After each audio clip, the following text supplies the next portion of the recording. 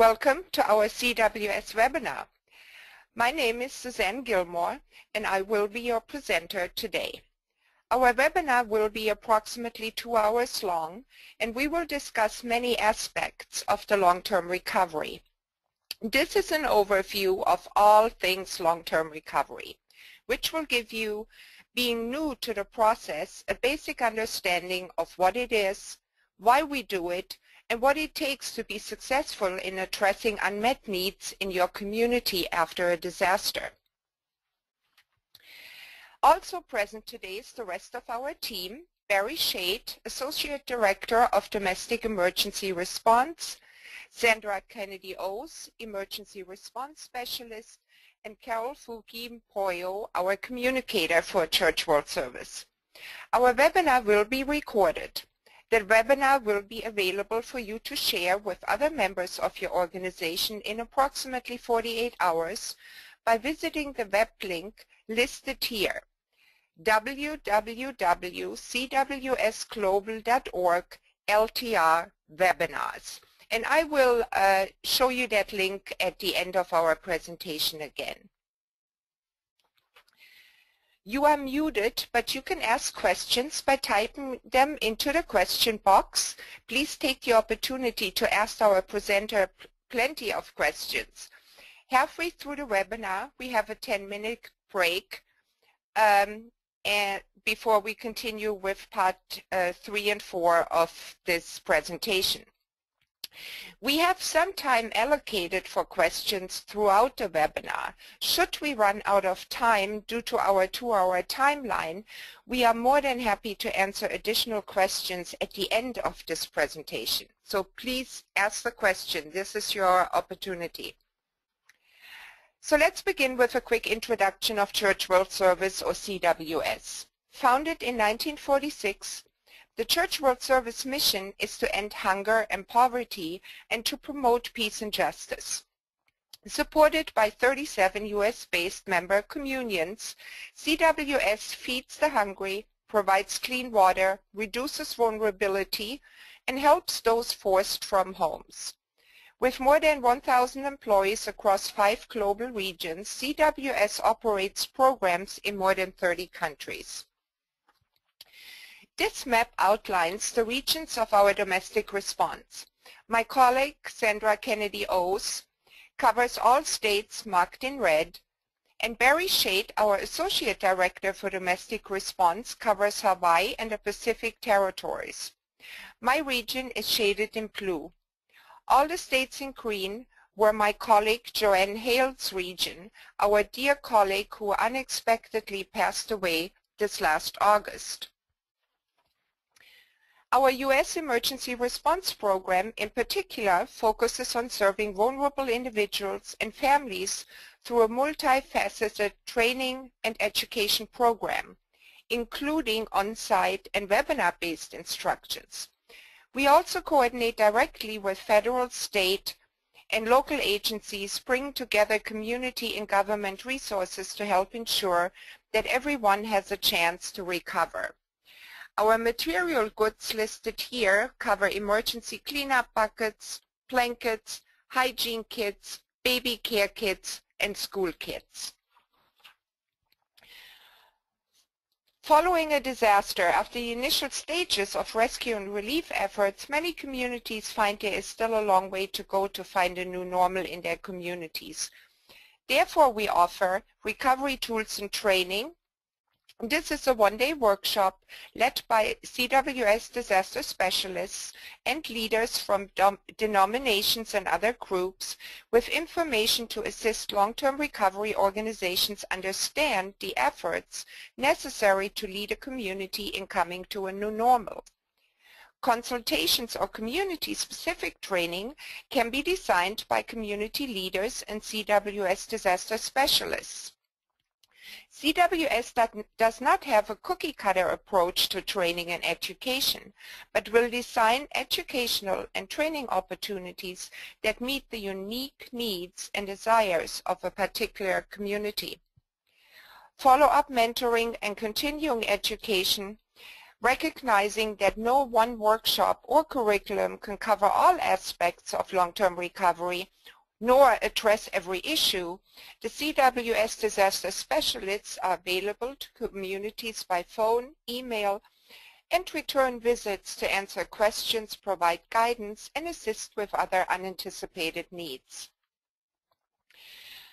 As our more than 6 decades of experience proves that those with the least means have the hardest time recovering following disasters, CWS disaster response activities in the U.S. focus on the most vulnerable individuals and families through early response and sustainable grants available to local long-term recovery groups to assist with the initial tasks of organizing and staffing or to sustain the effort over the long term.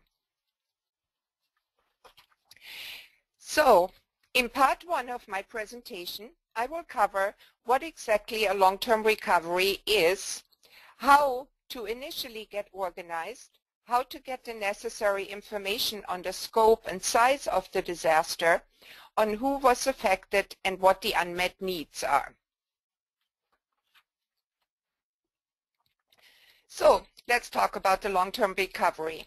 It is my hope and desire that this presentation will give all of you a better understanding on why long-term recovery is needed, the structure and organization that will need to be in place, issues, components, disaster case management, construction management, and everything in between.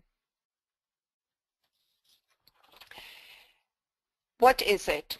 As we move throughout this presentation today, we want to be sure we use a common understanding of what we mean when we use the term long-term recovery. Many agencies and organizations with different programs will respond to disaster in your community.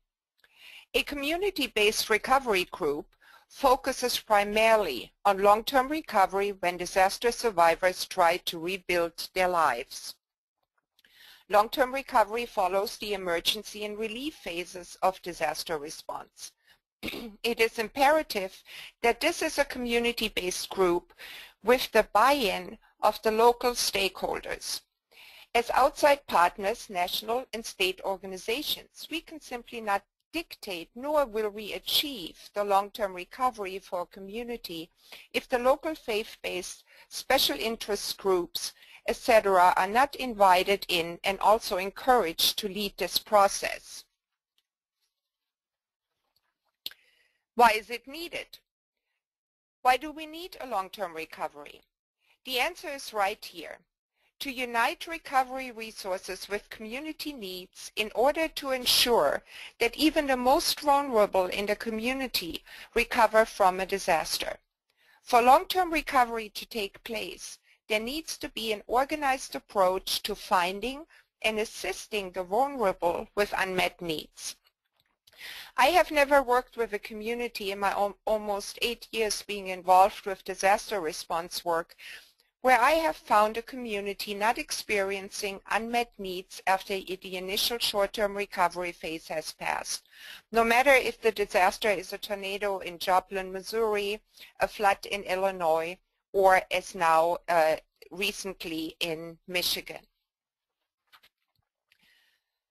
This slide summarizes what the goal of every long-term recovery effort should be. Recovery means to find the most vulnerable in your community, to identify unmet needs so that the disaster case managers and the survivors can ultimately develop a recovery plan, to verify the needs and assistance already provided by other agencies during the relief phase, and finally, by resourcing and coordinating the assets available to meet those needs. A long-term recovery group, or as we call it LTRG, is a cooperative body that is made up of representatives from faith-based, nonprofit, government, business, and other organizations working within a community to assist individuals and families as they recover. LTRGs are as varied in their structure as are the communities in which they work. The personality and operation of each group is unique and reflects local needs, available resources, cultural diversity, leadership style, and community support. No matter how a group is structured or what it calls itself, Unmet Needs Committee, Interfaith, Organization, Coalition, Roundtable, Partnership, Coordinating Council, and so on. Here are 4 examples of possible long-term recovery groups. All of these work. Which one is appropriate and best for your community and the people you serve has to be decided by you. Unmet Needs Committee, Long-Term Recovery Committee, Long-Term Recovery Organization, Community Coalition for Recovery, and everything in between. This means that you organize for what is best for your community.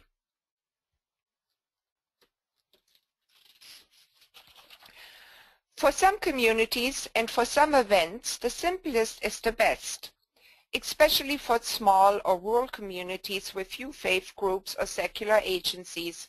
An informal process may work best. For many, perhaps most, disasters that affect the local community rather than a widespread event affecting many communities, a long-term recovery committee may be the best option. In this model, faith groups and secular agencies commit themselves to communication, cooperation, and coordination. Each organization maintains its own identity and its own programs, but uses those programs and resources to address disaster-caused needs. Many disaster events will require a more organized and sustainable effort. When the event is widespread, affecting multiple communities, and requiring the mobilization of great resources and working within the context of area, state, or regional recovery, it may be necessary to create a long-term recovery organization. What model is best for your community? We need to look at factors important to what kind of organization you are forming. What are the unmet needs? What is the population makeup in the affected community? Size and scope of the disaster? Flooding of basements or totally destroyed homes due to a tornado? What declaration, if any, has been received? What funding do you already have or anticipate? Who are your partners? Who has committed to do the work? Pre-planning defines what the structure of the LTRG will be.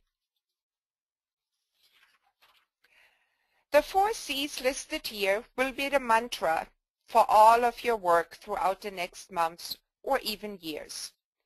The 5th C missing should be, in our opinion, compassion. Nothing you do can be achieved without everybody having the compassion to help those in need.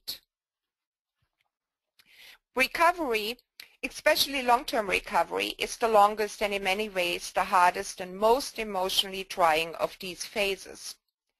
Long-term recovery gets the least attention from media coverage and the general public. Often when the cameras have left, this is when long-term recovery starts. I'm sure that all of us have experienced in one way or another a person saying, the disaster is over, when we haven't even begun to rebuild people's houses and lives. Take a look at this graph. You may have seen it before. The rule of tens is a very general estimation that can vary greatly upon the type of disaster and the resiliency of the community. However, the rule of tens can give us a starting point to see approximately how long the recovery process may take. You take the number of days the community is working on rescue, multiply that by 10 to get the rough length of the relief phase. During this phase, everyone is working hard to ensure that survivors are safe, being fed, provide shelter, clothing, and other necessary items. Now multiply that number by another 10 to get a rough estimate of the number of days to recovery. Graphed here are 10 days, 2 days, 7 days of the initial rescue phase. In darker color, you can see the relief phase and finally the estimated time for the recovery. If we apply this rule to the recent superstorm Sandy, I guess I shouldn't say recent, it's been almost 2 years, but from our sources, recovery lasted roughly 21 days. That brings us to 210 days. Multiply by another 10 brings us to 2,100 days, which is nearly 6 years until recovery will be completed. So, as we think about getting recovery started, it may seem like mass chaos to many. The community is aware that the need is out there, but may not really know how to start the process. There are certain functions or tasks that need to be accomplished so that you can begin to understand what needs to be done. And you need to take stock of the resources that are available in the community. What are the assets, physical, skill, etc., that the folks in the community have, and what do you need from outside your community? Who is needed to be part of the long-term recovery group? Every community will have groups and individuals that have something to contribute to the committee. Sometimes organizations, faith-based, private, or civic, may not even know that they too can play a vital role in the recovery process. It is often important to newly forming LTRGs to understand that you're not alone. National partners will be available to assist and support your efforts. This slide outlines what many national partners can bring to your long-term recovery process. But you also need your local partners. As mentioned before, the local partners and their involvement is essential. This partnership in the process will lead to success, build the organizational structure, and develops the mission and vision for the LTRG. So let's look at how you usually start. There needs to be an initial meeting of all stakeholders and interested groups and organizations. The first few meetings of the long-term recovery group are very important. There will be a lot of pressure to get started from the outside. Some may think, let's not waste time on the process. Let's get to it and start, realizing how great the need of the community still is. However, it is important to resist that pressure. The success of the long-term recovery group will depend on the trust that is established within the group right from the get-go. Take the time at that first meeting to really get to know one another and the resources that each group brings to the long-term recovery process. At the very least, the initial introductions should include the person's full name, the organization he or she represents, the person's contact information, and availability to be contacted. What resources and contributions are organizations able to bring to the LTRG? Specifically, material, people, money, or training that the person and his or her organization can provide. This will be essential in planning a budget. What services will be provided and to whom will they be provided for? How will these services be used? After the initial meeting, it will be obvious that the group really doesn't know what the needs of the disaster survivors are. A thorough assessment of the affected area will be necessary. Knowing your area is essential in answering important questions and gathering needed resources. Some questions that you might want to consider are: who was affected? Are there vulnerable populations included in the disaster area? If so, how many? Were individuals and families in public housing affected? What is the socioeconomic status of the affected population? Residents living in public housing for instance, may have a harder time recovering. What is the diversity of the area? Are there people of color or different cultural backgrounds that are meeting and trying to recover after disaster? You will need to assess the needs, especially the unmet needs in your community. Who can help with the needs assessment? Who has experience in this field? So many individuals have been affected and looking for this new normal that this task can be quite overwhelming at first. Talk to your FEMA VEL. VEL stands for Voluntary Agency Liaison. Talk to your local pastors, food banks, other social service organizations. Take a tour, inspect the area for yourself, and talk to people. There are three primary goals to the needs assessment: locating survivors of the disaster, determining their unmet needs, and then prioritizing your response.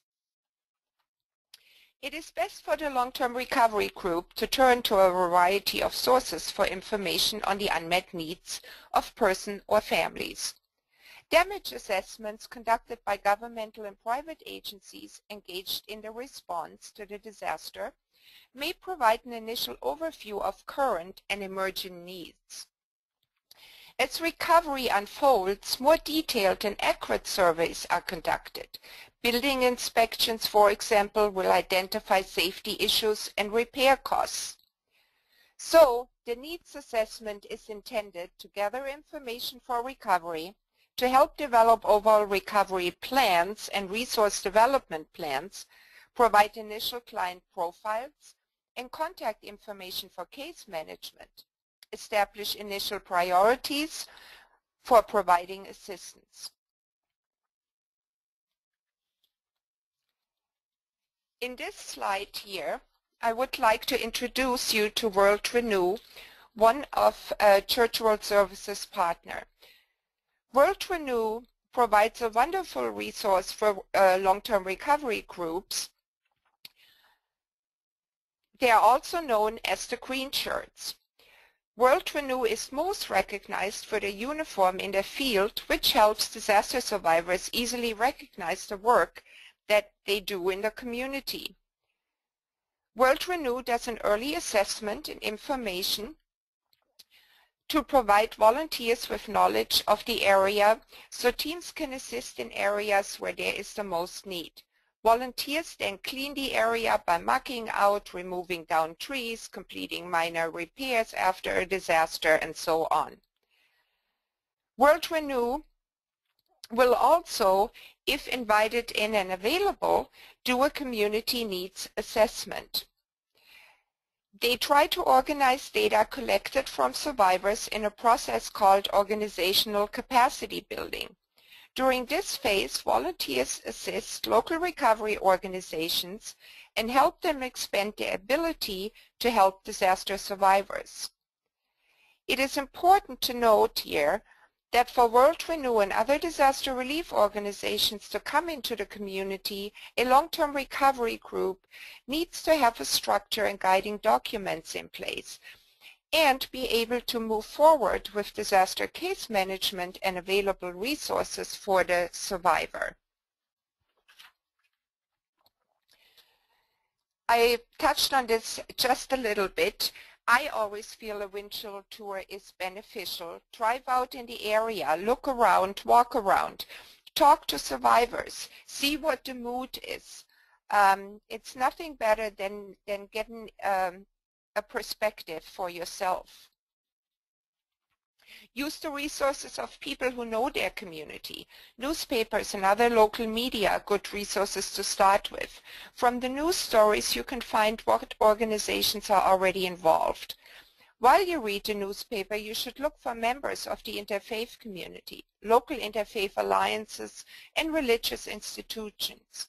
Reach out to civic groups and any organization that may have something to contribute to the process. Many people will be gathering information, including the local emergency management agency and the federal emergency management agency. You should keep in close contact with both of these. They will need your input and you certainly can use theirs. This also creates opportunity to develop a good relationship with these agencies. Great resources for disaster recovery can be available to the community when the President, in response to the request from the Governor of the state, declares that the disaster is eligible for individual assistance. When a disaster event is not declared for individual assistance, the capacity of the local community, perhaps the state and the faith community, become the primary assistance for disaster survivors. The Internet can give you quick results and answers many of your questions. Also talk to the local authorities, fire chief, police, neighborhood groups, faith leaders, and volunteer agency leadership. Have a discussion with people from every part of the community that was affected on a regular basis, especially those who helped the most.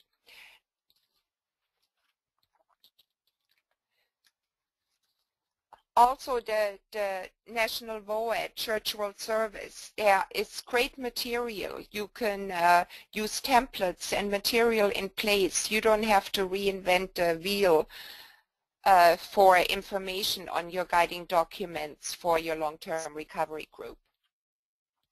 Finally, there will be community gatherings convened by the mayor, Red Cross, FEMA, county officials, and others. Sometimes these meetings produce more heat than light, but it can be an important source of information because of who will be there. Some of these meetings will produce a lot of mixed emotions, such as anger, blame, and resentment. However, listen well. There's a lot of information under the surface. You will probably be a little overwhelmed with all the information at first, but this is another piece to help you decide who to help and where the focus of the LTRG needs to be. So what information will you need to know? Who was involved? How many homes have been damaged? How severely? Where are the inhabitants? Were they evacuated? Where are they living now? What critical infrastructure has been damaged? Were the schools and or hospitals damaged? What was the impact on the business community? For every question you answer, there will be 10 more. Decide what is most important. What are your community strengths? How prepared was the community before the disaster? Who is already present in your community? Is recovery starting smoothly? What other organizations are already assisting? These are questions that will help to determine the capacity of the team that may be already present and with additional resources may be needed. Community capacity can be evaluated and built upon. The best use of all organizations' resources and strengths will largely determine the success of disaster recovery in long term. What faith communities are present? Not just houses of worship, but faith-based missions, religious social groups, and so forth. Pastors, rabbis, and other faith leaders are definitely a great source to find who has been affected. What other pre-existing organizations normally serve the community? There may be some that are present that I did not mention here. Goodwill industries or social service agencies such as adult and family services can be a good place to look for people who have been affected. As destructive as, for example, a tornado is, many, especially in a larger, more metropolitan community, will have homeowners or renters insurance that will provide policyholders with most of the financial resources they need for recovery. The same might not be true of other types of natural or human-caused disasters. My own experience, however, has been, especially in smaller and more rural communities, that many homeowners are either underinsured or not insured at all, and tenants with renters insurance are practically non-existing. Please take a quick look at this short version of the Federal Emergency Management Agency sequence of assistance. If you have a federal declared disaster, federal help will come to those impacted by the disaster in the following order. This is a very concise version of the process, But one of the first things you will want to do is to begin to understand this process. Talk to the FEMA Voluntary Agency Liaison or VAL for your region for the full version and the explanation of the many ways that FEMA can assist the community in recovery. They can also help identify those resources and partners, and in many instances help you to make the necessary connections. They can also assist the community in ensuring that they maximize the use of federal resources first.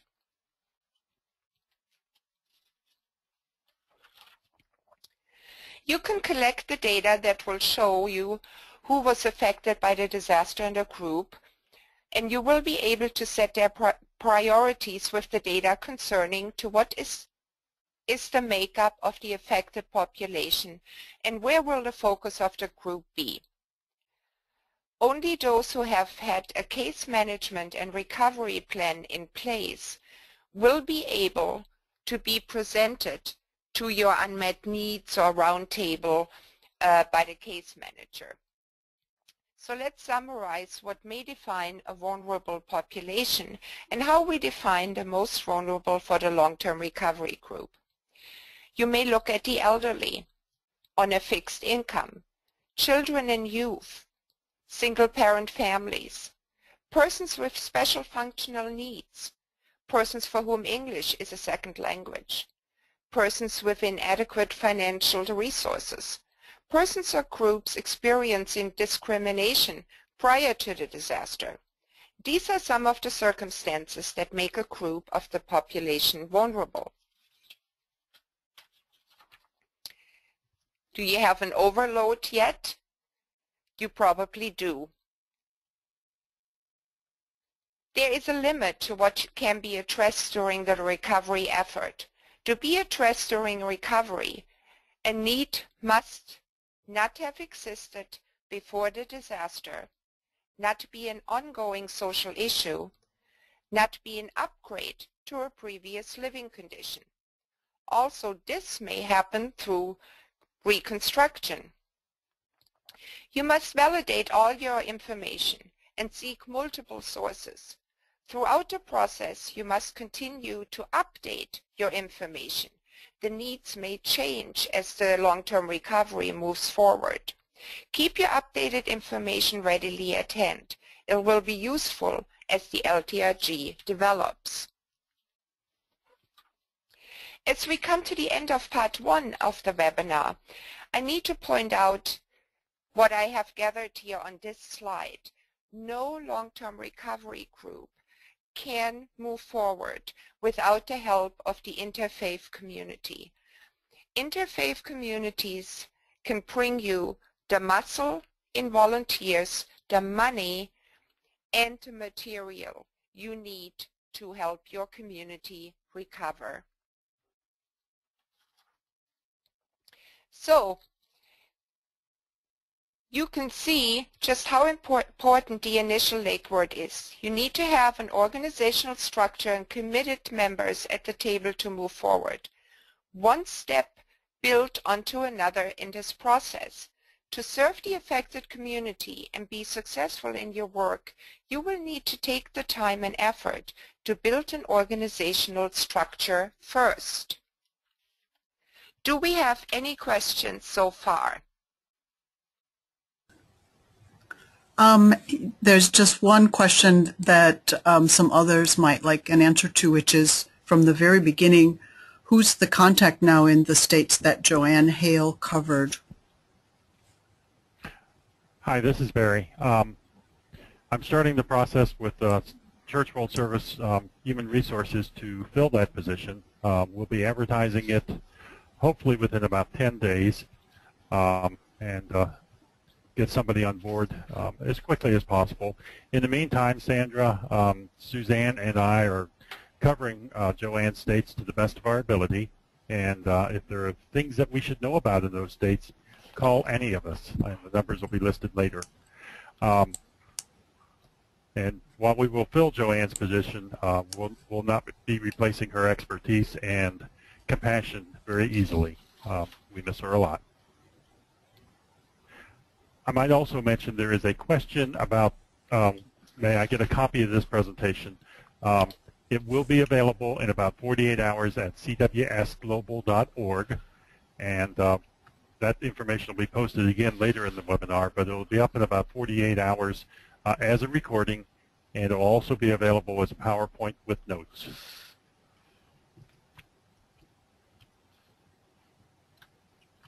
Another question just popped in. Assuming all of the requirements to come to the table are met, what is the process to engage with Church World Service? By working by working directly with the specialist that's responsible for that state, and that would be Suzanne or Sandra for the states identified, and until Joanne is we have a replacement in that position, it will be any of us, and contact us directly, and we'll get the right person working on it, and helping with immediate needs through material goods and long-term recovery training, and start that process to help you form a committee and to train the committee. I think also, Barry, you want to emphasize too that working through the long-term recovery groups is also a way to access Church World Service. Very much so. And here's another question. During long-term recovery, if an area is hit with a second disaster, how is that filtered into the equation? Unfortunately, that's not as uncommon as we would like it to be. It does happen, and it just increases the scope of the problem for the long-term recovery committee. Sometimes perhaps another long-term recovery committee will be formed depending on the geographic areas involved. If surveys have been done and need to be reaccomplished, we'll do that. We'll help make that happen. It's just one of those twists in the road that the long-term recovery committee is going to have to respond to, and go gather more information and find out more needs, and find out more information about what's happened.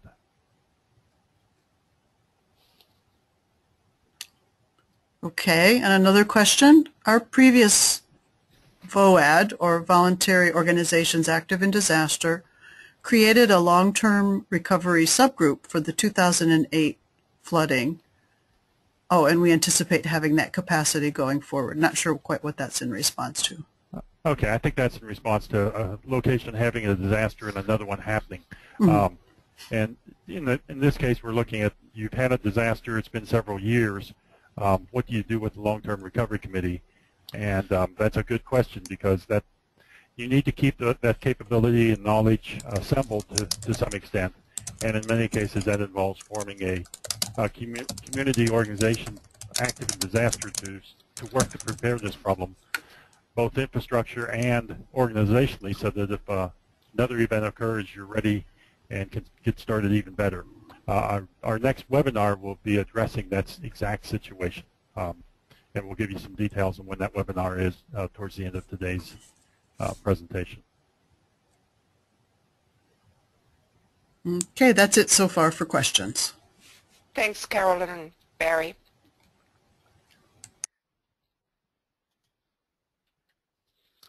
Okay, we come to part 2 of our webinar. We will look on how to choose your leadership, components of the long-term recovery, guiding documents, and assets.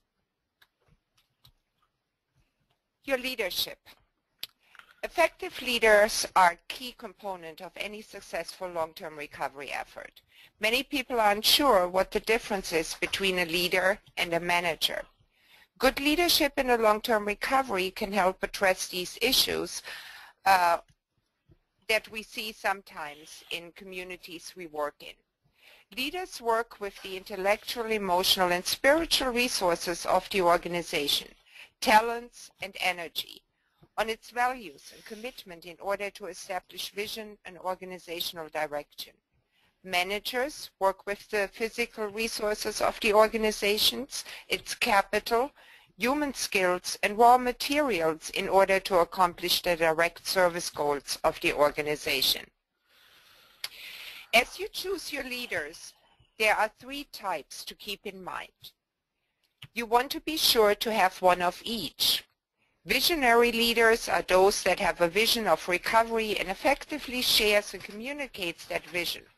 An example of a visionary leader would be Nelson Mandela or Martin Luther King Jr.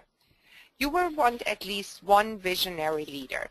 An executive leader is one who will know how to delegate tasks to the group according to the visionary leader's direction. A functional leader is one who will be in the nitty-gritty of daily tasks, working with volunteers and getting dirty with the workers. For example, a leader within a subgroup. These leaders, along with the group, should get together as early as possible to start constructing a unified vision of recovery. From the beginning, it is important for your LTRG to establish and maintain a good reputation in the community. Volunteers will have a better overall experience if the organization of the group is managed well. Volunteers are vital to the LTRG process. The reputation of the group reflects how the LTRG is managed. How well the group is organized will be apparent to the community. If there is one part of the group that doesn't flow well with the rest of the group, the community will pick this up, and it may lead to dissatisfied clients. The clients and communities as a whole will appreciate a well-organized group that stays on top of things. Boards with certain characteristics are more successful than others. These characteristics or traits should be reflecting community diversity. Board members understand their responsibilities. Written mission statement directs board efforts. Most board members prepare for and participate actively in meetings. Official minutes record board decisions. Members provide regular feedback. Discussions are relevant to issues facing the organization. Criteria exists for recruiting and selecting new or replacement members. So, now that you've gathered some initial information on the extent of the incident and the most affected population in the area, you will need to organize to move forward. With all these factors on the table, the process of assessing the needs of the community completed, the LTRG can now focus on creating its structure, setting the objectives, and work towards successfully accomplishing a long-term recovery for the community. Building an administrative infrastructure is important to maintain transparency among the group. Good administration is like the glue that holds all the pieces together. Depending on the size of the group, paid or volunteer staff can be recruited for administrative purposes. Some of the tasks that administration will accomplish for the LTRG: budget and resource development and evaluation, guiding documents. As I mentioned before, you can find sample documents to help you jumpstart the process on our website or the National VOAD website. So let's get started with forming our LTRG. A mission statement doesn't have to be long and fancy. It can be very simple. Name the organization. How do you want to be identified? Often catchy acronyms are used by combining words that describe the mission and location of the organization. Goal statement. Define the purpose of the recovery organization. How will the organization make a difference in the community? Participating organizations. Who will join in the recovery operation? What role will each community organization play? The operation can also include individuals with organizational skills or influence. And then your objectives. The objectives clearly state what you want to accomplish. They will help you know if the recovery organization has been successful. As the LTRG develops, it will need guidelines to help it to operate in the long term. Bylaws, informal or simple, will help the group identify how it intends to operate and relate within and outside of itself. An LTRG may simply decide upon some basic procedures and be able to operate with those in place. An LTRG, even though it may operate under another organization's 501c3 status, should have bylaws to indicate its governance, who will be handling the funds, and to establish lines of authority and responsibility. In an extended recovery effort, a structured group may start out by using an existing nonprofit as its fiscal agent. It may continue this for the duration, but many will find it advantageous to move to having its own incorporation and tax-exempt status. To maintain transparency, good accounting is critical.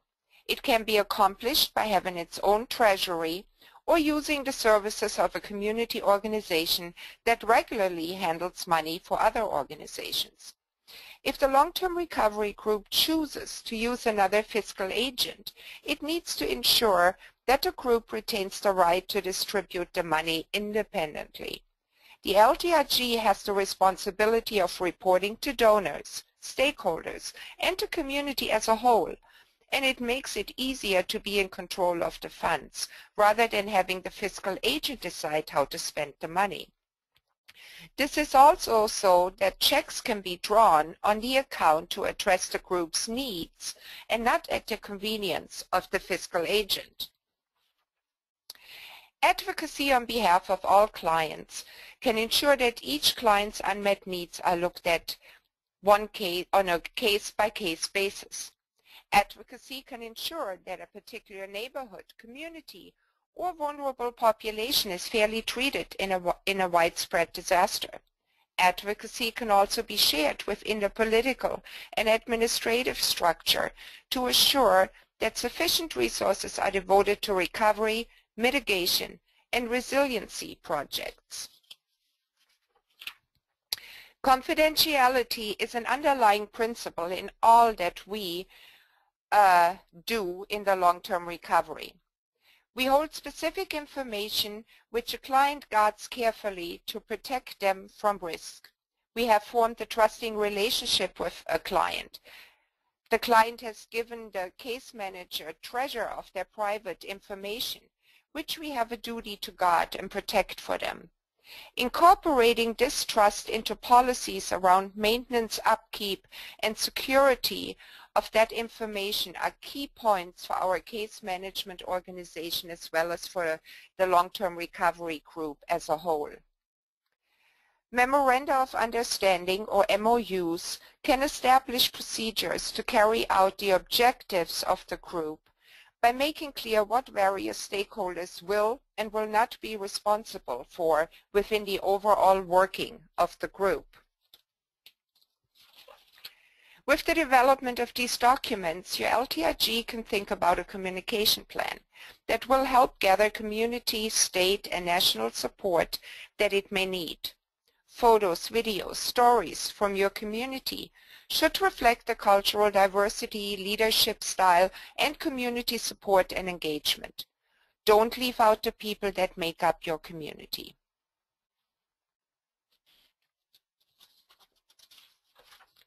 Recovery should always remain the central goal of the community.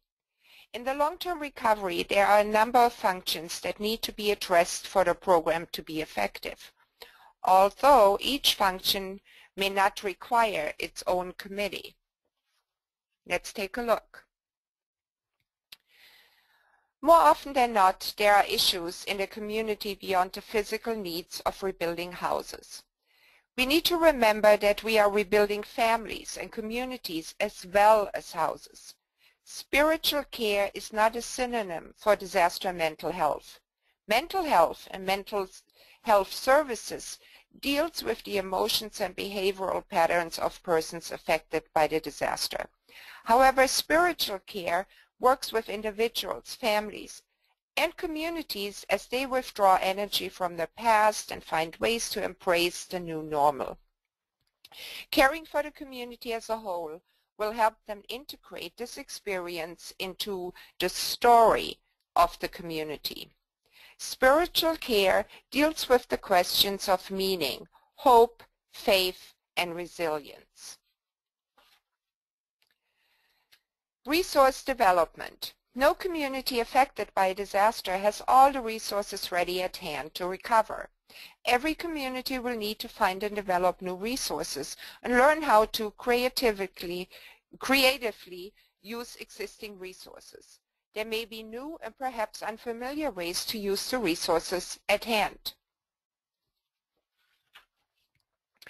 Volunteer management. You must solicit volunteers. You need to locate and monitor volunteer housing if they come in from far away. You need to contact volunteers, send them information about the area, their housing location, a skill sheets, liability forms, deal with all phases of housing issues, utility, bedding, food supplies, send return skill sheets, and so on. Expect to be working with 3 types of volunteers. Affiliated volunteers, these are attached to a recognized organization. Unaffiliated, also known as spontaneous or emergent volunteers that want to assist in recovery efforts without being trained in any specific area nor affiliated with any organization. And convergent, individuals or group that have a desire to assist outside the system of their jurisdiction. It is important for volunteer work to be recorded. Volunteer work hours can be useful for volunteer records as well as for the LTRG. Volunteer work has a dollar value that can be referenced when fundraising. FEMA currently sets the rate of 1 volunteer hour at $21.63. With many different types of volunteers in the community, it is important to put an effective volunteer management system into place that will serve as a vital link in connecting resources to unmet needs. Donations management. Our neighbors can be generous. Immediately following a disaster, donations will pour in. Some will use disasters as an opportunity to clean out their garage. This can create a problem for disaster recovery groups. We always say that the best donation after a disaster is cash. However, without the truckloads of donated building materials, furniture, office supplies, and services, most disaster recovery groups would have a hard time surviving, not to mention doing any actual recovery functions. Using available resources, construction managers will gather contractors and volunteers to rebuild. Most long-term recovery groups will identify 1 or more construction managers. A case management process must be in place to ensure that the homeowners or clients have been properly investigated before the construction process can proceed. Construction coordination should be a separate department. You should develop a separate filing system that is independent of the case management department. Construction managers will also have to develop a statement of understanding with each client. Construction managers will also need to assure that proper mitigation efforts are considered for long-term safety. For example, placing a water heater out of floodwaters. Disaster case management. In the days following a disaster, there will be the temptations to start rebuilding right away and get to work. However, disaster case management is about recovery and to visit each survivor one by one, to assess each unique case. Sometimes resources are given out on a fair basis. This means that everyone affected gets an equal share of the donated resources and volunteer labor. While at first glance this may appear the easiest and fastest way to get recovery jump-started, a better way is to engage in a comprehensive case management process. A well-organized disaster case management system is a vital part of the recovery process. Having a good communication strategy can act as a catalyst towards the success of the LTRG. I like the saying, no flash, no cash. create a communication strategy that keeps in touch with the media. Often news stations will always look for the worst stories and report on that. Many times they will look for a scandal. If you want good news stories about your hard work, it is your responsibility to give them the good stories. One of the ways that you can do so is by directing media to your communications committee. So, now that we've gathered information, have pretty good working group in place with all the necessary players present, you may have some of the subcommittee chairs appointed and identified. Meetings will be crucial to the success of the LTRG. Meetings are also an opportunity for the group to share accomplishments, setbacks, and lessons learned. Even when a group will be operating on an informal consensus basis, it is important that one person or a small steering committee be identified to call meetings, set a time and place, and guide the conversation during those meetings. The group should address goals and budget at this time. There may be some donations left from the initial response phase of the disaster, based on the needs, resources, and services available or that need to be recruited. The long-term recovery group will establish a preliminary budget that will be used to attract the attention of the community and potential funding sources. Important information for the preliminary budget will certainly come from the construction manager as well as the disaster case management team. This budget will focus on telling the story of the disaster and the planned recovery. It will not be a line item accountant time budget. We need to avoid duplications of benefits. You will not be able to solve all the problems from the beginning, but it is important that you identify them. The challenge and goal in this process is to make sure that each client is looked at on an individual case-by-case basis. This is also to ensure that no one will receive duplicate benefits or services. The American Red Cross with its partners may have utilized CAN, the Coordinated Assistance Network, which will be a helpful tool for disaster case managers to determine the benefits a survivor may have received already. Another challenge you may encounter is to make sure that the client information is kept confidential. As participants in the group obtain sensitive information about what resources clients have and also what needs they have, it is crucial that this information be treated with extreme care. We also need to address two other important functions of long-term recovery: needs and assets. While not the most visible nor the most exciting part of the recovery process, these two are fundamental to all that follows. Not surprisingly, many new assets and new needs will surface as the recovery proceeds. But to begin the process, a long-term recovery group absolutely needs to take a systematic look at the initial assets and disaster cost needs in the community.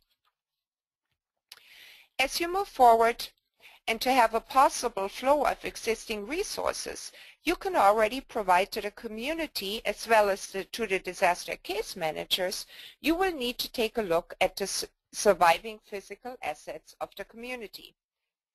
Except in the most catastrophic disaster, there will still be houses of worship, churches, synagogues, mosques, and others existing. There will be shelters, some pre-existing and some set up for disaster survivors. There will be public safety, fire, police, emergency medical services. Some form of communication will still be running, if not cell phones or local newspaper or emergency broadcast radio, or maybe just a bulletin board at the grocery store. Business and industry will exist and be recovering. Essential deliveries will take place, and if some distribution points are impacted, others will remain open or emergency distribution centers can be set up. There will be hotels and other facilities that may be used for temporary housing. Hospitals and medical facilities will operate or will call on mutual aid agreements. Essential functions of the community will still be running, however, it will be different from what it once was. Other assets in the community may be existing associations, service clubs, ethnic or immigrant support groups, labor unions, and professional associations, just to name a few. Communities large and small have institutions of banking, schools, restaurants, colleges, and medical facilities. Businesses can be a good resource after a disaster. Businesses will be happy to organize fundraising events, contribute donations, or even volunteers to assist in the rebuilding efforts. A primary resource is the social service agency in a community because they already know many of the vulnerable people in a community and the resources that those folks can call on. Many times these agencies can form the core of the recovery group. Head Start program, a social service agency, is a good example.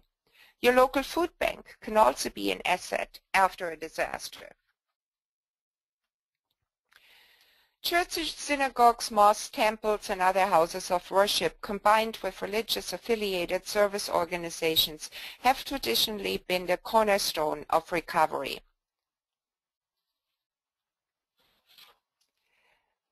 Here on this slide are our CWS partner organizations.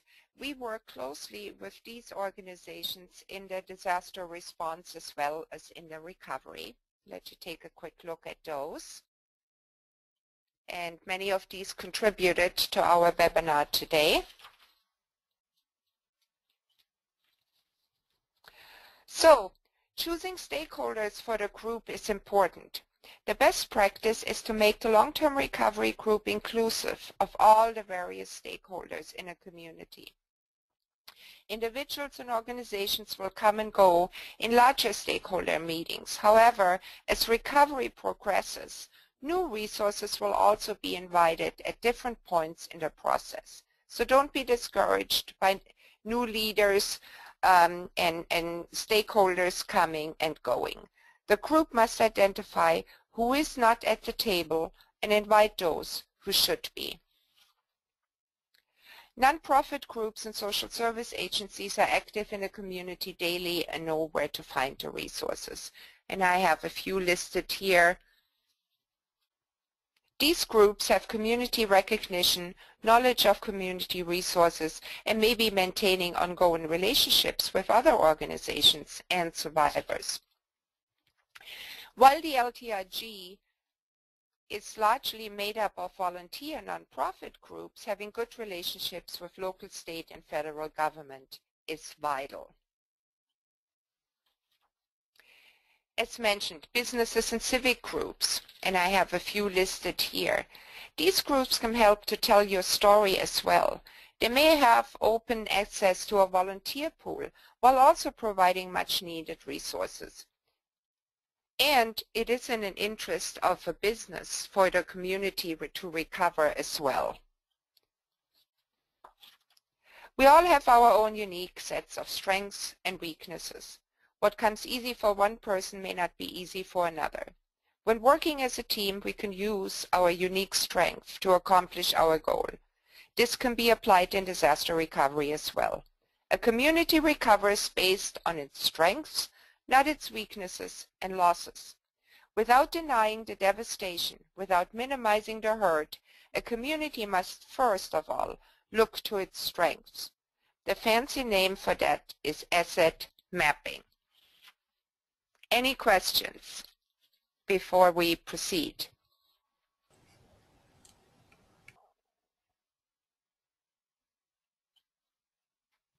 Okay, let's get started on part 3 of today's webinar. In part 3, I would like to discuss disaster case management and resources that need to be in place to include muscle, the volunteers, material, and money. I would like to point out and emphasize that this is by no means a disaster case management class. It's just a broad overview.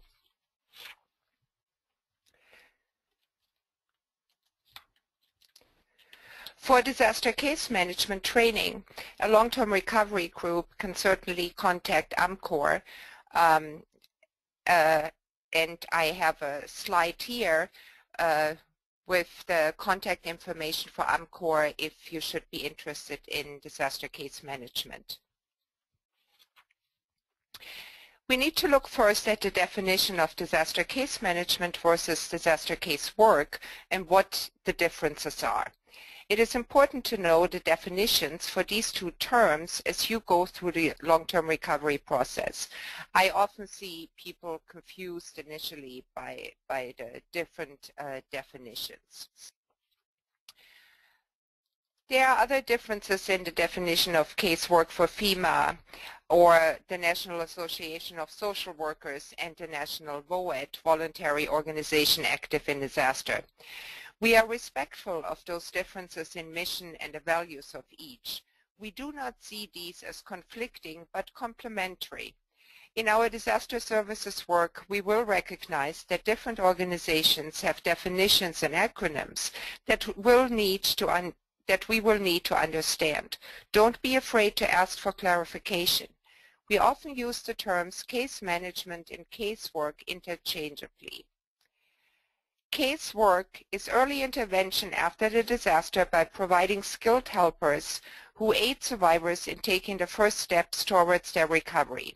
Disaster case workers may come from the American Red Cross, Salvation Army, and other organizations. Interventions include providing accurate and timely information and referral, identifying resources to meet urgent needs, and screening for disaster program eligibility, including long-term disaster case management.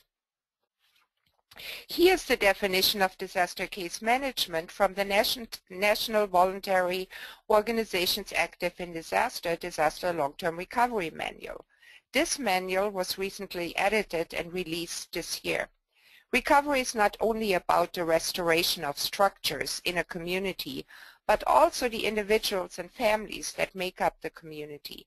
Disaster case managers are the people that the disaster survivors will have the most contact with.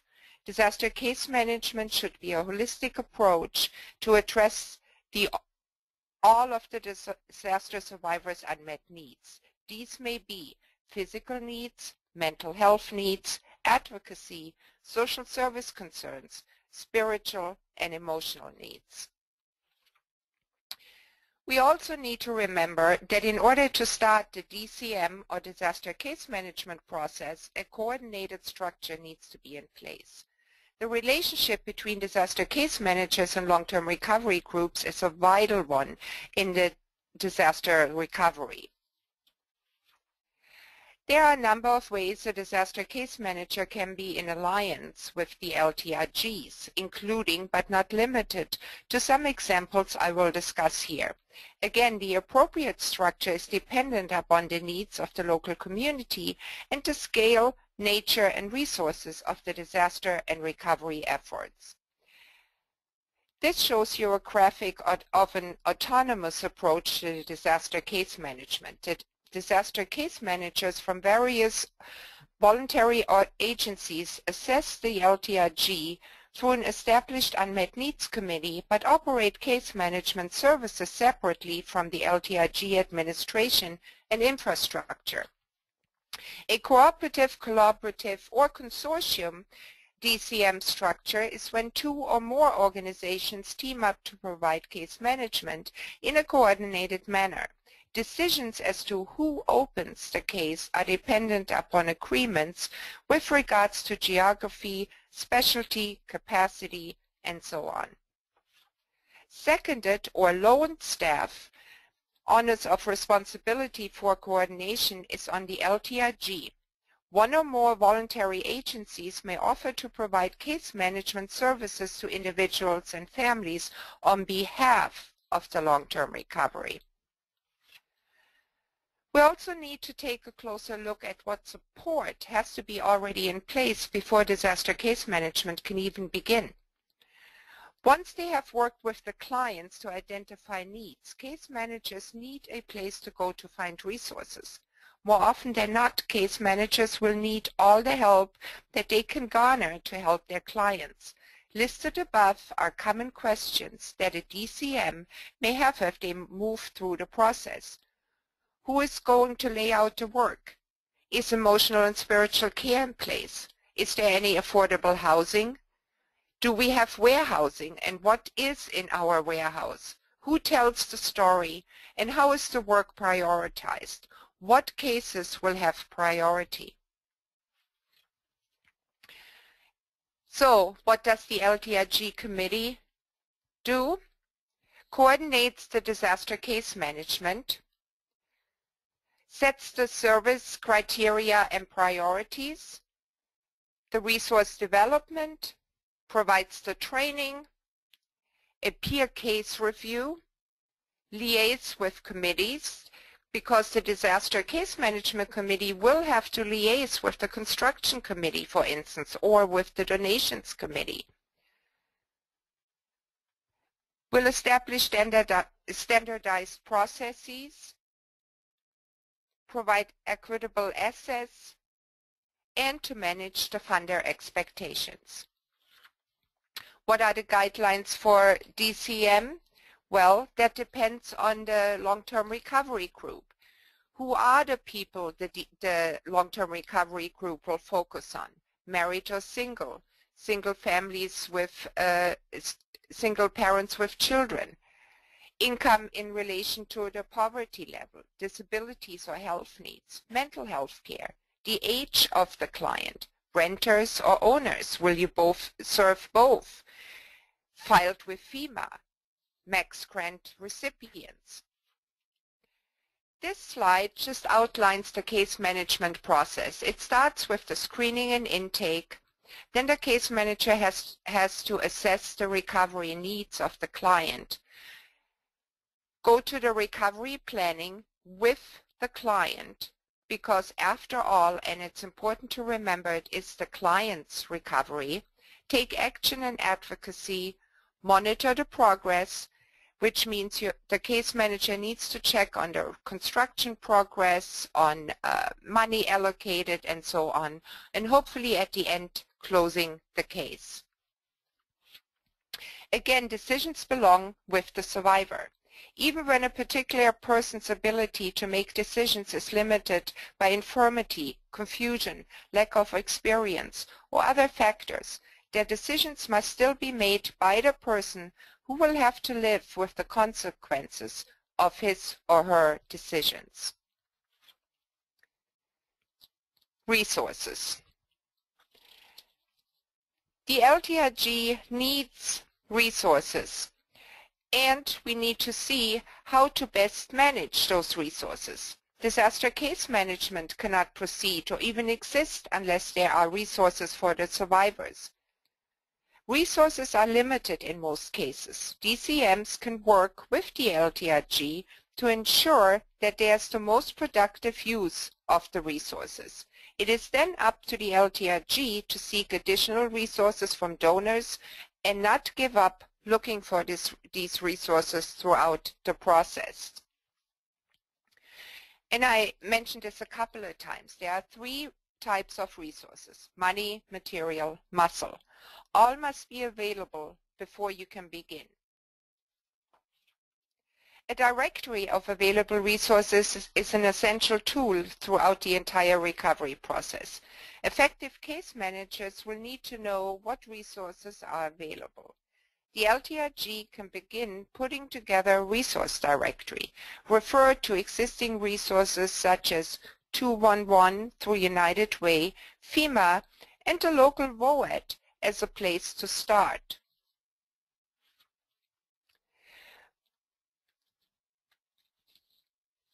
So you need to find the money.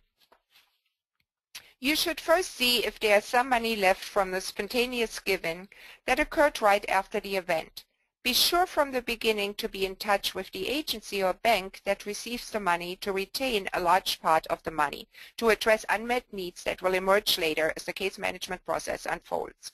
If there's a community organization active in disaster group already present in your area or a similar group, ask if it has retained money from a previous disaster. In some cases, that money can be drawn on immediately to start the recovery process. Many community organizations have rainy day funds. Some organizations, you know, may have these funds available. Other sources include municipal and county governments. These sources may be able to help if they have not expended emergency funds in the preparation and response functions of the disaster. Also, take a look at social and faith-based organizations that may be able to put up small accounts initially.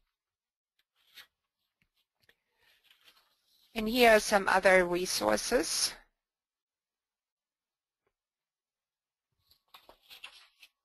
Sorry, that slide was a little wicked. And of course, federally declared disasters, there will be a large sum of money coming from federal emergency management agencies. While this is not money that the LTRG can use for its expenses, it is a huge recovery asset that figures into the total community recovery. Small Business Administration loans are low-interest disaster loans available to homeowners, renters, businesses of all sizes, and private non-profit organizations to repair or replace real estate, personal property, machinery and equipment, inventory and business assets that have been damaged or destroyed in a declared disaster. There are new resources of federal dollars that have recently become available. Many of us already know about community development block grants that are available to states and then trickle down into the community. Recent reinterpretation of the rules for those grants has allowed governors to designate some ZDBG money to disaster recovery. Depending on the area of the country, the type of disaster and the circumstances, there may be Department of Agriculture money, Farmers Home Administration money, or other money from other federal departments that may be available, even if it is not a disaster receiving FEMA assistance. I cannot stress enough just how important it is to start the fundraising process as soon as possible. We live in a society where the attention span is relatively short. Fundraising also is becoming more competitive, and many agencies compete for the same money after a disaster. There's an important rule of thumb. You'll get 80% of the money in the first 20% of the disaster recovery time, but you'll spend 80% in the last 20% of the recovery. There's always the temptation to just start handing it out. We have 100 homes damaged and we got $100,000, so let's just give everyone $1,000. Well, it may seem fair, but the whole idea behind an LTRG is that the recovery group will focus on identified and verified unmet needs. We focus on the most vulnerable population. Distributed. Superficially appearing fair isn't really fair. The money should only be spent on unmet needs specifically identified in the client's recovery plan for goods and services necessary to meet the unmet needs and to pay vendors or service providers. Remember that we do not distribute money directly to the client. Also be sure that expenses will be reported upon receipt of work and verify that the work was performed and to the satisfaction of the client. Periodically, and especially at the end of the recovery, it is important that a complete and verifiable report be made to be distributed among those listed here: Board of Directors, donors, community agencies, and relevant government agencies. Account for it. Earlier I said that a fundraising budget looks different than an audible report. As you make your final report, and if you have kept good records, you will be able to report the monetary value of all those in-kind donations you received, as well as the actual dollars. You will be able to know exactly where and for whom resources were used. Again, confidentiality is important, so use some means of reporting projects without giving out particular client information. Use generally accepted accounting principles and, if possible, find an outside auditor.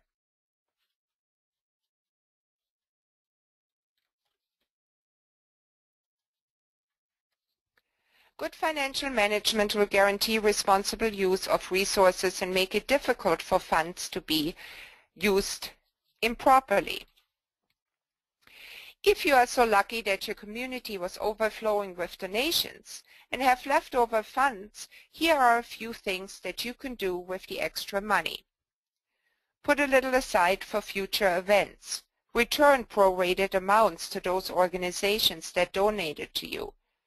It really doesn't do the world of disaster recovery any good to have dozens of small amounts sitting idle in bank accounts around the country that then are inaccessible to other communities in need.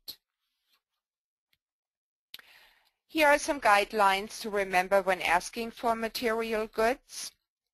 We can help people be generous in the right time in the right way by publishing these guidelines to potential donors.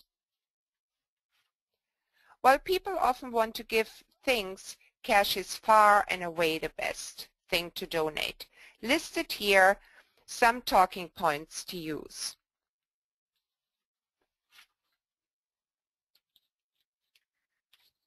Unsolicited goods can be a challenge for donations management to deal with. It's okay to say no after thanking the donor for their generosity and directing them to another possible place where they can make that donation. Precious time and manpower can be wasted on sorting unneeded goods. Choose a facility that will accept the donated items. Here are some guidelines on what to remember when warehousing goods. This is a real example of what a well-organized and probably managed donated goods warehouse should look like.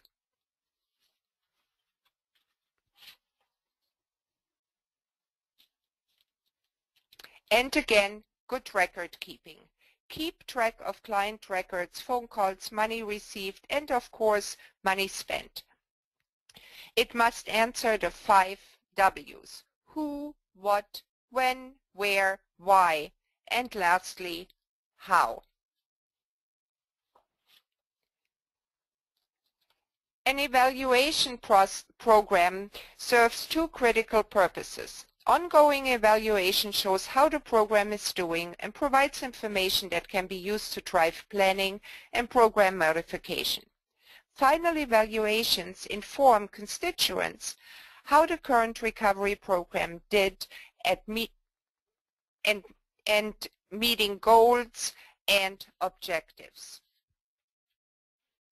Any questions?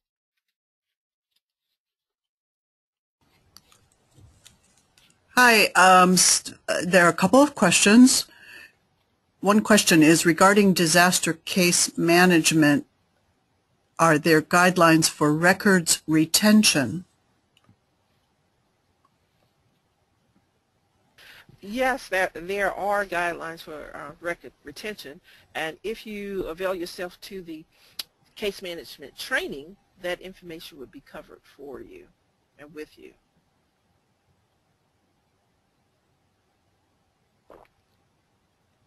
Does that answer the question?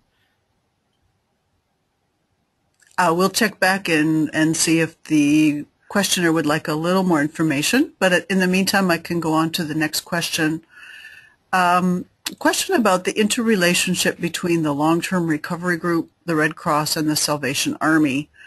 Seems to me that the local national agencies, for example, Red Cross and Salvation Army, already have programs in place that are set up to help with disasters. Should we not just let them take the lead and support them? Great question about how the different groups interact. Okay, this is Barry. Red Cross, Salvation Army, other national organizations certainly have a role to play, but the focus of the recovery has to be community-oriented. And I think, and we firmly believe the long-term recovery committee is a way to bring those resources together to best meet the needs of each individual community. An old saying in the business is that if you've seen one disaster, you've seen one disaster. Every one is unique and has to be addressed in a unique manner. Red Cross, Salvation Army certainly have a big role to play.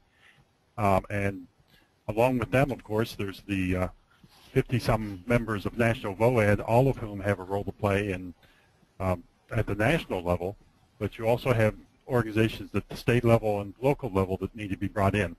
Red Cross Salvation Army alone cannot help, cannot bring your community through recovery. It's going to take the community reaching out to everybody that's willing to help them move forward and find a new normal.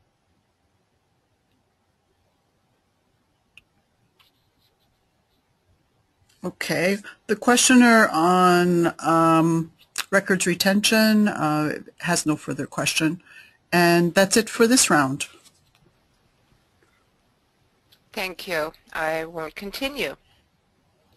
So we made it to part 4 of our webinar today, where I will discuss rebuilding, which of course involves volunteers and construction management.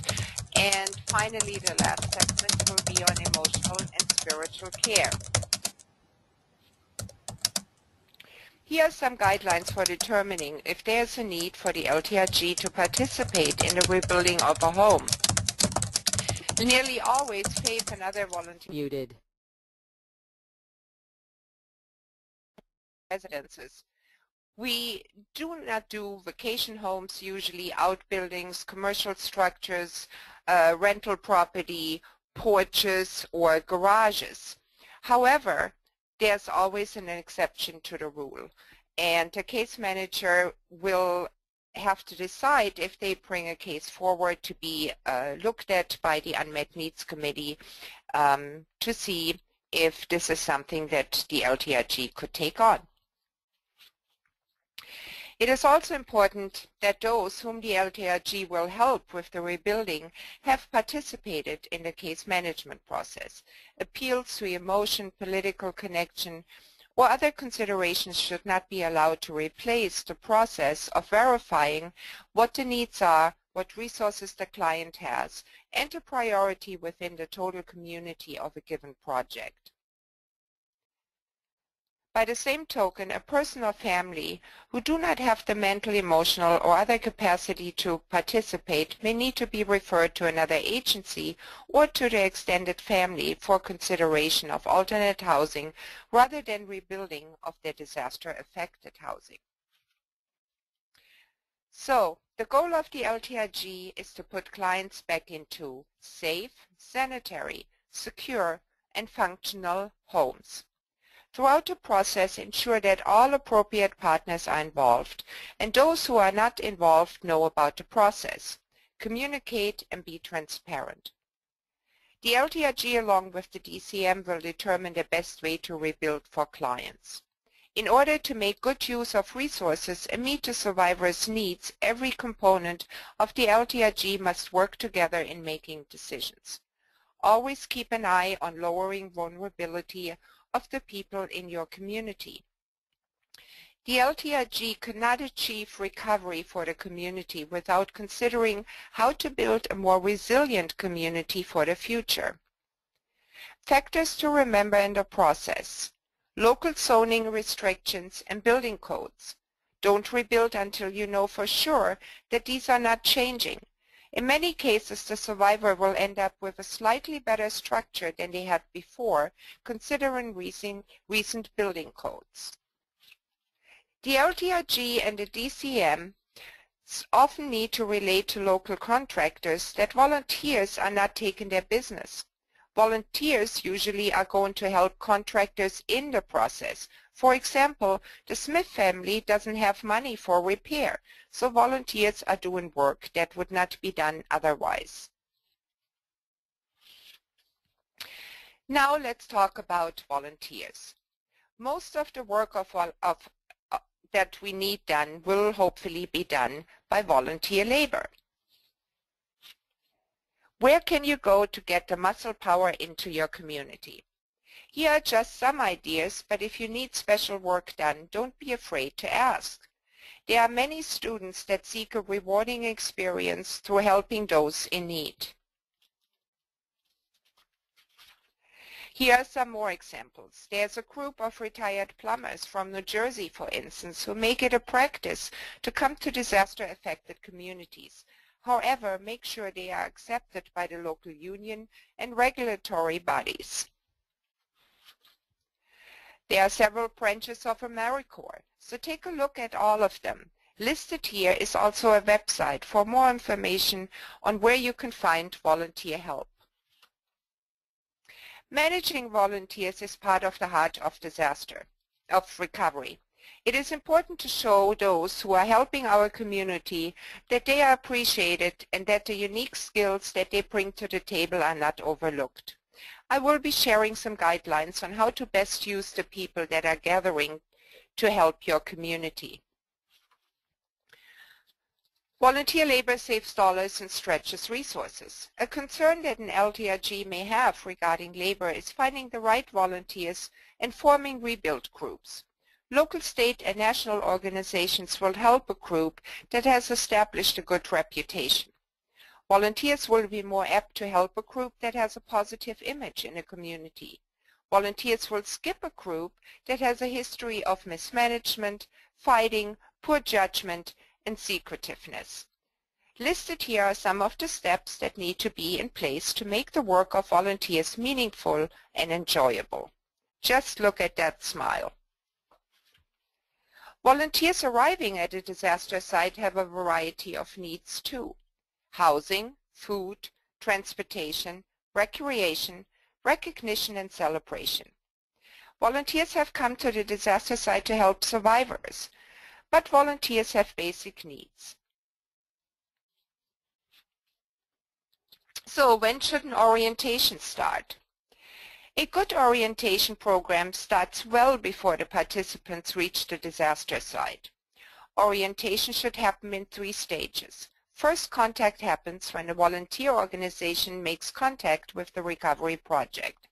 The next stage occurs shortly before the volunteer team leaves for the disaster site. The third stage of the orientation process happens when the volunteers arrive at the disaster site. Send out a disaster team preparation checklist. Make sure you give an adequate deadline. Church leaders may not always get them back to you in time, so request them to be sent to you at least 2 weeks prior to the group's arrival. Volunteers should be oriented on the work to be done, the neighborhood they will be working in, the families they will be working with, and the work they will be doing. Orientation should include basic safety considerations as well. Are there hazards or security issues in the neighborhood? Where's the shelter for volunteers to retreat to in case of a warning of impending danger? Where's the nearest hospital?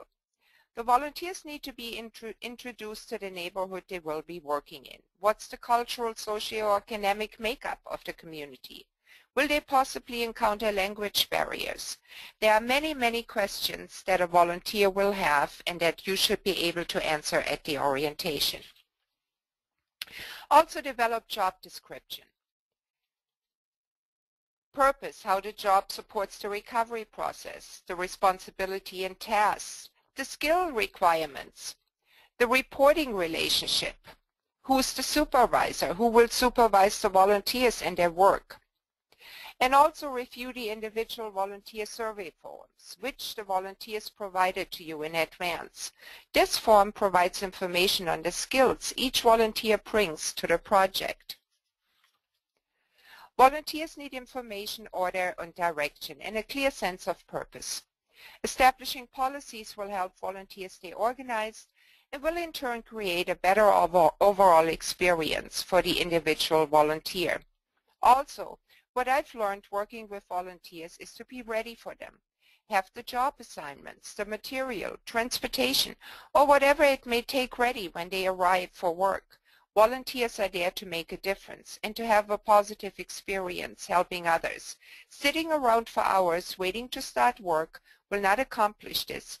Be assured that they most likely will not return. Training of volunteers is an opportune time to create a sense of unity among the group.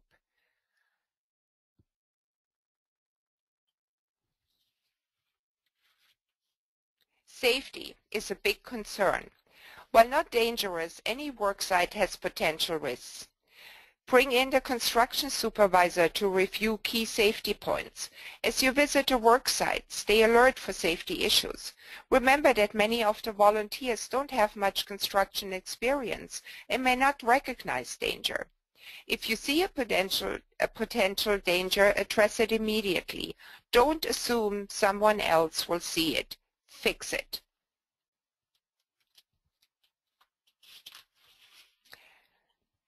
In some situations, church members may offer to prepare food for volunteers. More often, the volunteers will have to cook for themselves.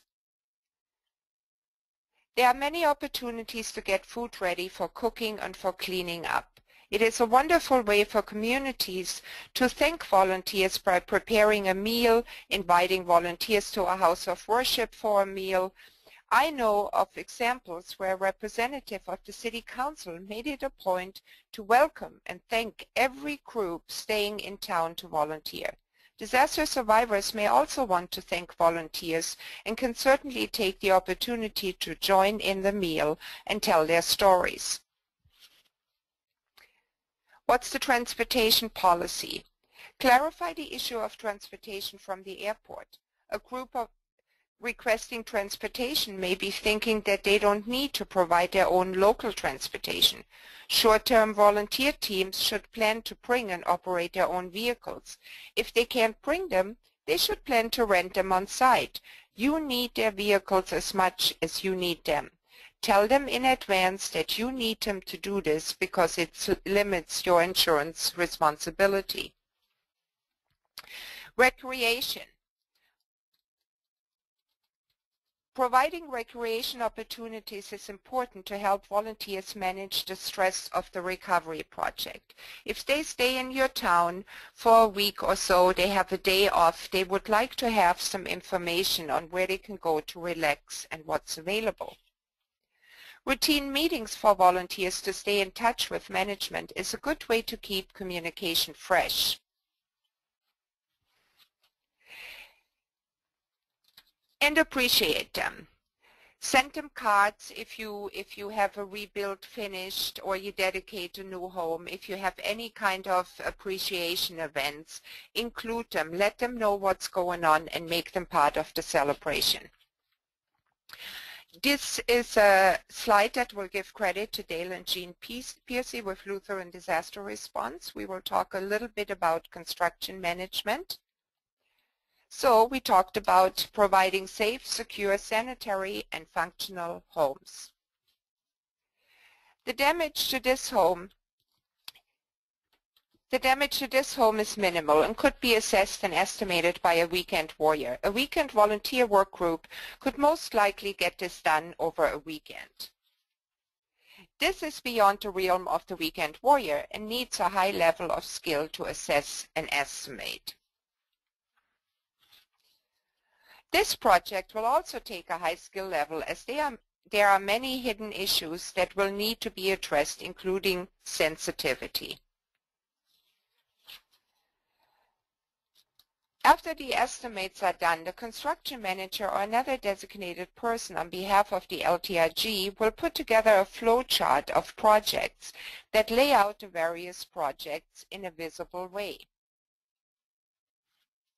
The LTRG is responsible for the work that is done in its name, as this is financed by the donated dollars given to it. You need to be good stewards of the donated dollars. No matter how experienced a group may be, the LTRG must still provide the supervision. Many rebuilding projects will not be able to put it back like it is. There will be upgrades, or it may be too costly, or it may be to maintain certain standards. And this is just a slide for a little amusement. Watch out for the stupids. These were actually two skilled groups coming in and trying to do the work. Another important issue in rebuilding is to consider mitigation. Do you want to make your community better? So think about what threats in your community could be eliminated in the process. Inside households, it is a good idea to take special precautions from potential threats. Be sure to know all the major threats for your area and build accordingly. So we will talk a little bit about emotional and spiritual care. I know we're close to the end of our program. So what is emotional care? Emotional care offers a person an opportunity to express emotions without judgment. Emotional care takes on many shapes and applications and can have many different purposes. Spiritual care is to devote presence, attention, and respectful assistance to helping people. What is the meaning in their life now, in this new environment of destruction and pain? How they will seek to live out that meaning as the recovery unfolds. And I speed this up a little bit. You may have seen this slide before. This is an interesting slide that shows you the different phases from the onset of the disaster to the recovery and the emotional roller coaster your community, the individuals you serve, can be on.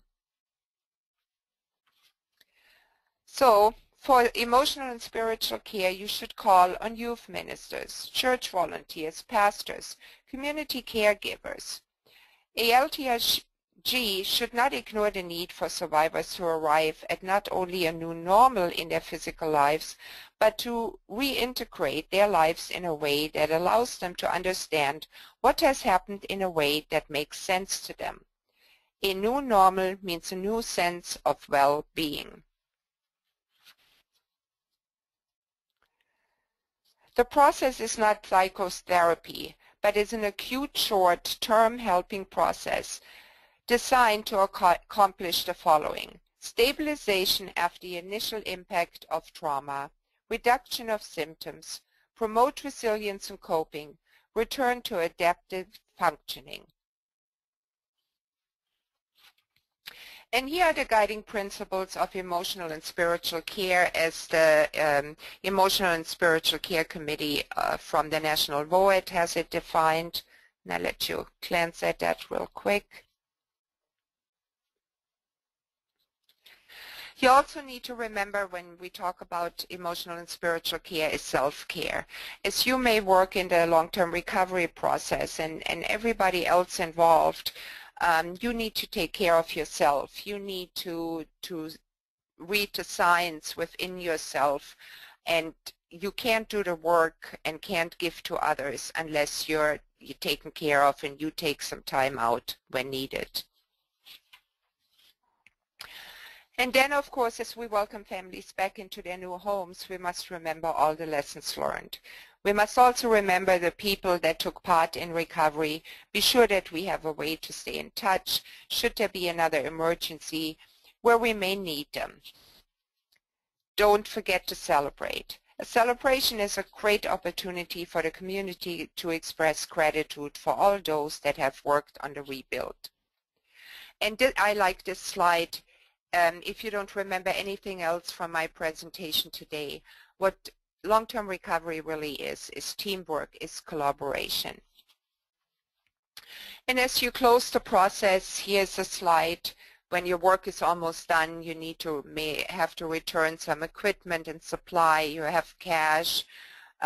You need to collect all the names and addresses of volunteers.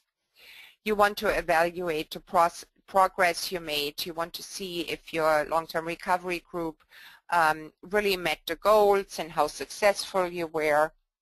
It helps you the next time, but it also gives a great story again to the community.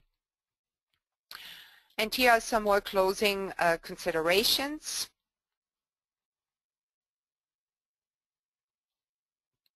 And let the community know that the long-term recovery group is closing, the process is closing. So I will give you some contact and resource slides. I thank you for your participation, and we will take additional questions, so please write them in the question box while I go through those resource slides. I know you asked about the recording, and here is a slide with the CWS contacts, and on the very bottom, the materials available.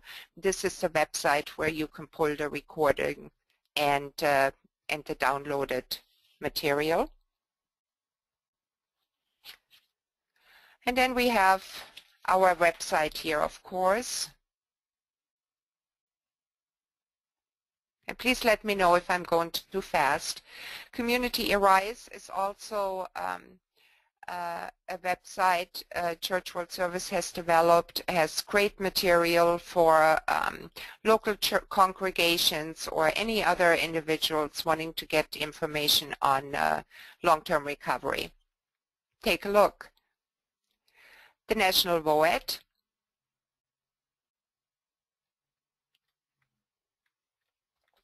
And then Light Our Way is a resource for emotional and spiritual care.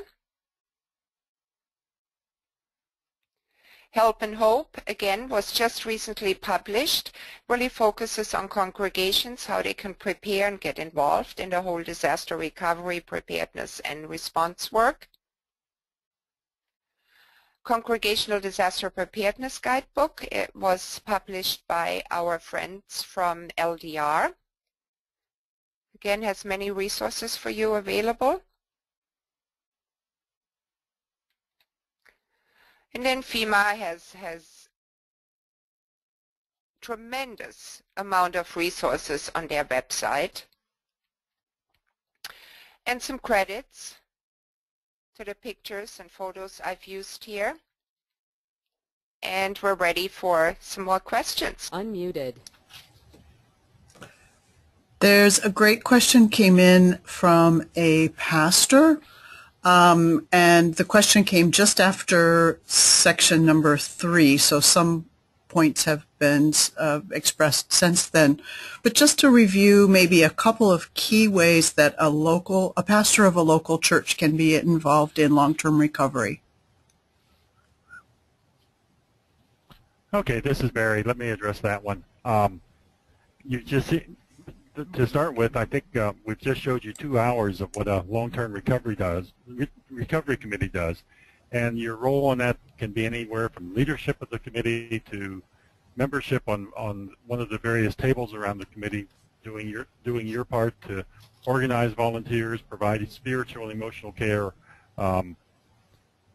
feeding volunteers, and supporting the various tables, communications, for example, or construction management, whatever your skill set is, and your time allows, and your time and abilities allow you to do.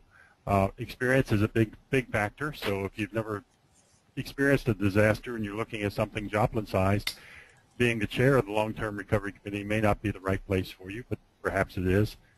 The point is, there's a Long-Term Recovery Committee is going to be made up of the leadership plus the leadership of each of the subcommittees, plus the members of the subcommittees.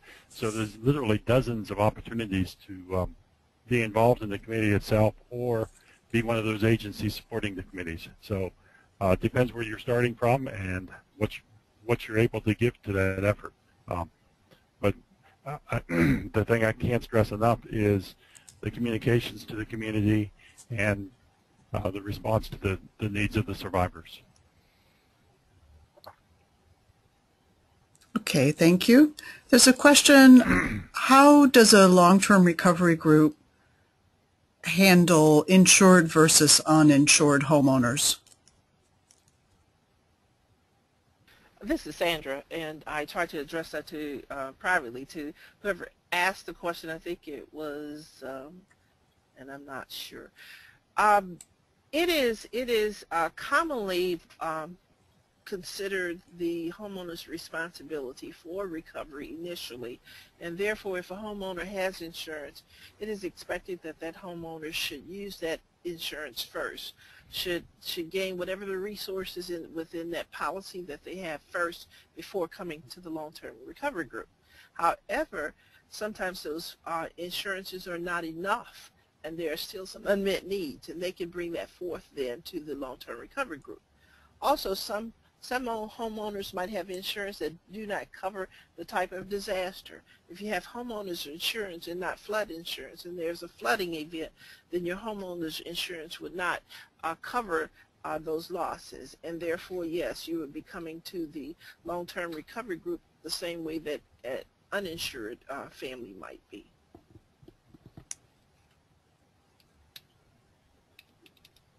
Okay, we'll see if any last question pops in. Do check back at cwsglobal.org /LTR webinars for links to the PowerPoint with notes and the recorded webinar. This was a very meaty, packed webinar, and we expect you'll want to refer back to it on a frequent basis. One more question has come. Do officers of the long-term recovery group need insurance to protect the officers?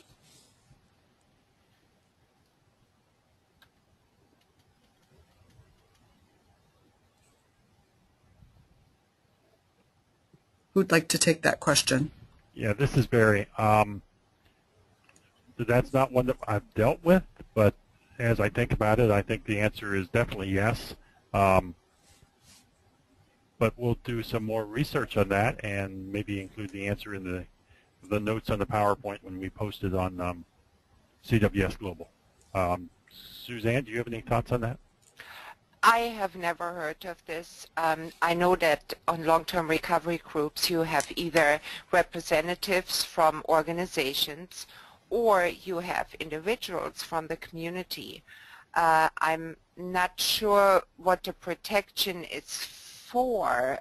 Is it in regard to a lawsuit or just physical protection? I'm not sure what in what regard that may be. Yeah, this is Sandra. I think it's a common insurance that says that as long as you're providing these kind of services to individuals, that those groups, the long-term recovery groups, are considered held harmless. Yeah. And so therefore, there is no need for insurance. I mean, this is a long-term recovery group that's trying to assist families based on donations received and so forth. So I think all of it's a common understanding that these groups are held harmless to any kind of legal action. And again, you know, it's be transparent and good record keeping. If there's ever a question, you can point out, you know, what benefits one client has received compared to the other, and where the committee saw the greater need existed. Great question. Maybe perhaps we can dig a little more into it. A participant suggests that folks check their local and state laws as well. A very meaty topic for almost a whole separate discussion. That's the last question that's popped through, so I'll turn it back to Susanne for wrap-up. Thank you for participating today. We have our next webinar scheduled on November 18th, same time, same place, and we will discuss VOAD, Voluntary Agency Active in Disaster, or COAD, Community Organization Active in Disaster in your community. What it is and how you can form it and really what you do with it. So I hope you will join us in November for our next webinar. Thank you so much for your participation today.